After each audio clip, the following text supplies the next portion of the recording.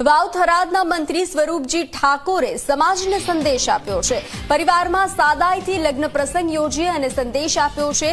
મંત્રી સ્વરૂપજી ઠાકોરના પુત્રી અને ભત્રીજાના લગ્ન કરવામાં આવ્યા। ઠાકોર સમાજના બંધારણનો લગ્ન પ્રસંગમાં પૂર્ણ અમલ કરવામાં આવ્યો। ડીજે, પ્રી વેડિંગ સહિતના ખર્ચાઓ વિના લગ્ન કરવામાં આવ્યા। લગ્નની પત્રિકા છપાવવાની જગ્યાએ ફોનથી આમંત્રણ આપવામાં આવ્યું। મંત્રી હોવા છતાં સાદાઈથી લગ્ન કરીને સમાજને સંદેશ આપ્યો છે।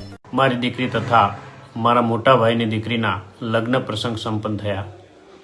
આ શુભ અવસર પર અમે સમાજના બંધારણમાં નિર્ધારિત તમામ નિયમોનું સંપૂર્ણ પાલન કર્યું છે। અમારા બંને વિવાહીઓ પણ બંધારણ મુજબ જ જાન તથા પલ્લું લાવ્યા। કોઈ પણ પ્રકારની પત્રિકા છપાવ્યા વિના માત્ર ફોન દ્વારા જ આમંત્રણ આપવામાં આવ્યું।